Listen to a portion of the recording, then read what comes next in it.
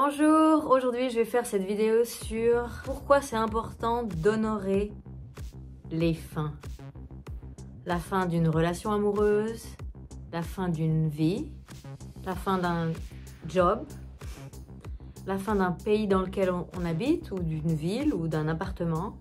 Et en développement personnel, honorer la fin d'une ère. Parce que quand on fait du développement personnel, on grandit. Et du coup, c'est comme si tout ce qu'on progresse, tout ce qu'il y a avant fait partie d'une vie qui n'existe plus. Donc il faut honorer cette fin-là aussi. Donc la fin, on l'a bien compris, c'est le début de quelque chose de nouveau. J'ai pris un peu l'exemple extrême de la mort. Je ne sais pas si je vous l'ai déjà dit en français sur cette chaîne, mais ma petite sœur, elle est décédée il y a une année et quelques mois. Et j'ai cette croyance qu'on choisit quand est-ce qu'on va partir de terre. Et donc du coup, pour elle, c'était le début de quelque chose de nouveau. Donc même si nous, on reste derrière, on est en souffrance, dans le deuil derrière, j'ai vraiment envie de croire que c'était son choix de quitter la terre à ce moment-là parce qu'elle avait d'autres choses à faire dans d'autres dimensions et que du coup, pour elle, c'était le nouveau, la fin de son corps sur terre dans la matière, la fin de son expérimentation dans la matière, mais que c'est le début de quelque chose de nouveau qu'elle est en train de faire. Et je serais curieuse de savoir quoi. On va commencer par fermer les yeux. Donc je vous invite à vous asseoir n'importe où, sur une chaise, sur les toilettes, où que vous soyez, asseyez-vous. Et puis fermez les yeux et puis prenez la plus grande inspiration que vous avez prise aujourd'hui. Et expirez avec un bruit. Et même si vous êtes dans un endroit public, faites-le, on s'en fout de ce que les autres pensent. C'est juste pour détendre. Ça va détendre d'un coup le système nerveux. Inspirez et... Encore une.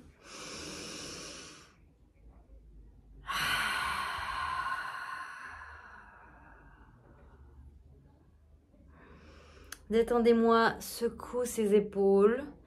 Si je fais du yoga et de la méditation tous les jours et j'ai pas une vie, je veux dire oui, je prends beaucoup de risques dans ma manière de vivre.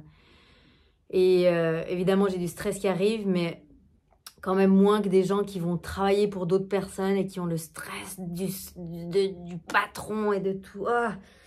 Et même moi, je me bloque les épaules et le cou et tous les jours, c'est vraiment devenu une habitude de vraiment faire quelques exercices, même si c'est que 1 minute par jour, mais vraiment, éloignez-moi ces épaules de la tête. Et se connecter à une respiration consciente, ça aide, ok? Donc, on prend une dernière respiration ensemble.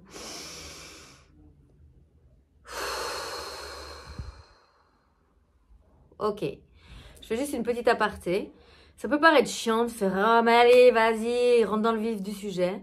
Mais juste de prendre le temps de se détendre le steak pendant 1 minute avant de commencer à parler de quelque chose, ça fait qu'on est un peu plus à l'intérieur de nous-mêmes. Et du coup, on va un peu plus comprendre les choses et les digérer un peu plus vite. Donc, ça vaut la peine. En plus de ça, on va garder le stress loin de nous. Et donc, on sera un peu plus heureux sur Terre et on fera un peu moins chier les autres et on cultivera une énergie un peu plus positive que celle de motherfucker. Ok, donc aujourd'hui, j'avais vraiment envie d'échanger sur la fin des choses. Donc moi, personnellement, je vis la fin d'une ère. Et j'ai compris certaines choses, j'ai compris que il n'y a que le présent qui existe. Vraiment, j'ai digéré ça. Il m'a fallu 20 ans. Mais j'ai digéré ça, il n'y a que le présent qui existe. C'est-à-dire que le passé n'existe pas et le futur n'existe pas. Et je dis ça parce que j'atteins la fin d'une ère où je passe un cap supérieur au niveau de comprendre certaines choses. Et donc, du coup, la fille que j'étais avant ça, elle n'existe plus. Ça peut paraître complètement bizarre de le dire, mais cette fille est morte, elle n'existe plus. Alors oui, je suis toujours sur Terre, je suis toujours en train d'expérimenter dans la matière, mais ce que j'ai vécu avant, et donc du coup les croyances limitantes qui en découlaient, qui venaient que ce soit de mes parents, de la société, de l'école, des religions, les médias, enfin les croyances limitantes, elles viennent pas forcément de nos expériences, elles peuvent venir de plein de choses différentes, mais quoi qu'il en soit, c'est des croyances limitantes qui, on a choisi, nous appartiennent, parce que c'est un choix. Je l'explique beaucoup en anglais sur cette chaîne. Les croyances limitantes, c'est un choix qu'on fait, parce qu'en fait, en choisissant cette croyance qui est négative et qui nous limite, on reste dans une zone de confort. Et cette croyance limitante nous a peut-être aidé par le passé, mais comme je viens de le dire, ça n'a plus lieu d'être étant donné que le passé est mort. Donc, j'explique beaucoup sur cette chaîne en anglais comment... je ferai une vidéo en français. En fait, comment juste ne plus choisir une croyance qui nous limite, mais passer et la remplacer par une croyance, juste en choisissant. Je fais le choix de ne plus m'attacher à cette croyance qui me dit que tous les riches sont des enculés. Je choisis de délaisser cette croyance et de regarder la croyance qui dit l'argent c'est une énergie merveilleuse, avec de l'argent on peut 10 000 fois plus aider le monde, la planète, tout ce qu'il y a à faire, on peut évoluer encore plus vite, c'est une énergie merveilleuse. Mais bref, là je change de sujet. Donc, comment honorer les fins? Essayez de voir les choses toujours sous un angle positif. Je sais que c'est facile à dire parce que quand on est dans la merde, la tête enfoncée, même moi qui fais du développement personnel, qui suis coach et qui fait du yoga tous les jours, je vois pas du tout la situation d'une manière positive. Par contre, avec mon expérience, avec les outils que j'ai, j'arrive à prendre du recul sur quelques heures. Et maintenant, il me faut plus une semaine, quoi. Je veux dire, en un jour, moins d'un jour, des fois juste une heure sur mon tapis de yoga, j'arrive à prendre du recul et de voir la situation en mode observateur. Ça, c'est aussi un autre super conseil. Se mettre en mode observateur et observer l'ego qui va, dans ces cas-là, prendre le devant et voir que le négatif. Mais du coup, qu'on se fasse virer d'un job, qu'on se fasse larguer par notre mec ou par notre meuf. Je vais garder cet exemple de ma petite sœur qui est décédée. Qu'on perde quelqu'un qui nous est cher et que ça nous traumatise à quelque part. D'ailleurs, j'ai envie de pleurer quand je dis ça. Oh non, non, non, non, ce n'est pas cette vidéo. Mais tout ça pour dire que tout ça, c'est des possibilités de commencer à nouveau. On vous vire comme une merde. Vous avez la possibilité de vous poser des questions et de vous dire, mais est-ce que vraiment j'aimais ce boulot? Est-ce que je travaillais pour moi? Est-ce que ça enrichissait mon rêve de travailler pour cette personne? Ou est-ce que j'enrichissais juste et j'étais esclave du rêve de quelqu'un d'autre? On se fait larguer, ok. Je veux dire, les relations, on a compris que c'était des effets miroirs et qu'ils étaient là, que la personne en face d'une relation, qu'elle soit amoureuse ou pas, est là pour nous challenger, nous faire grandir, nous faire voir un peu comment on se comporte par rapport à une situation. Donc, si cette personne me largue, c'est que elle n'est pas sur la même longueur d'onde que moi et puis elle ne m'apprécie pas à la même valeur que je l'apprécie. Donc, pourquoi je devrais être malheureuse pendant 10 ans à me dire j'ai perdu, je trouverai plus jamais. On n'a pas besoin déjà de quelqu'un d'autre pour vivre et être heureux. Là, c'est vraiment la chose la plus importante, c'est s'aimer en premier avant d'aller aimer les autres. Avant d'aller chercher de l'amour chez les autres, cherchez de l'amour en vous-même et donnez-vous tout l'estime que vous pouvez parce que vous êtes la seule personne qui vous aimera du début à la fin de votre vie.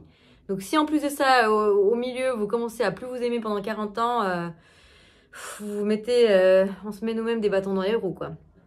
Et puis si je prends l'exemple de ma petite sœur qui est décédée, le traumatisme de sa perte fait que je suis plus la même personne qu'avant.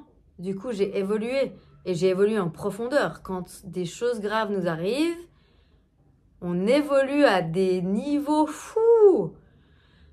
Ce qui est une nouvelle de malade mental parce que ça veut dire que si notre mission sur Terre, c'est de venir expérimenter dans la matière et puis d'expérimenter dans le caca, parce que franchement, il faut y aller d'être sur Terre. Hein. On mérite une médaille, les gars. Mais si en expérimentant, on arrive toujours à voir la lumière, toujours à voir le positif, toujours à voir, à ressentir de l'amour et à continuer de s'aimer malgré tous ces cacas qui arrivent, eh ben, on se rapproche de plus en plus de qui est notre essence et de pourquoi on est venu sur Terre. Et du coup, on accède de plus en plus proche à la réponse qu'on aura quand on meurt. Qu'est-ce qu'on est bienvenu faire sur cette Terre? Vivre cette expérience, vivre des choses dans la douleur, mais aussi la mort de ma sœur, ça m'a aussi bien remis les pieds sur terre sur putain, il faut avoir du plaisir, il faut profiter. Parce qu'une fois qu'on n'est plus dans le corps physique, on meurt pas, on est dans une autre dimension, mais on peut plus profiter de ces choses, de toucher quelqu'un, faire l'amour, manger, essayer des drogues psychédéliques. Non, vous ne devez pas faire ça les enfants. Non mais la vidéo, elle est pas du tout axée pour les enfants. Mais vous voyez ce que je veux dire? La matière, respirez. Oh, vous êtes chez votre maman, elle cuisine un truc qui vous rappelle l'enfance. Eh bien ça, il n'y a qu'ici qu'on le vit. Donc, ayons le maximum de plaisir qu'on peut. Vivons un maximum les expériences. Il faut qu'on parte en vacances. Il faut qu'on arrête de croire qu'on est coincé dans une vie, métro, boulot, dodo, travailler pour payer ses impôts, pour travailler pour les rêves des autres. Non. Ok? Donc, la fin de tout ce qui nous arrive, c'est des bénédictions. Il faut vraiment le voir comme ça. Il faut se forcer à le voir comme ça. Voilà. On va prendre une dernière respiration pour finir. Fermez les yeux. Ah, je vous aime. Et si vous avez besoin de réécouter cette vidéo, réécoutez-la. Si vous pensez qu'elle va parler à quelqu'un d'autre, partagez. Abonnez-vous à ma chaîne parce que ça m'aide. Likez si vous pouvez. Et puis si vous avez envie de commenter, mais je vous en supplie, commentez dans la bienveillance. Et puis si vous avez envie de me dire, il y a des gens sur les versions anglaises que je fais. Il y a un monsieur qui m'a dit, alors il a un faux nom et une fausse photo, mais il m'a dit que j'avais une voix de merde. Bon, bah, j'ai pris ça comme un compliment et je me suis dit qu'une nounou d'enfer, elle a aussi une voix de merde. Well, what can I do about it? À part le dire à mes parents et leur dire, vous m'avez pas réussi jusqu'au bout. Hein. Bref, abonnez-vous, likez, commentez, partagez. Aidez ma chaîne à grandir et moi je vous envoie plein d'amour.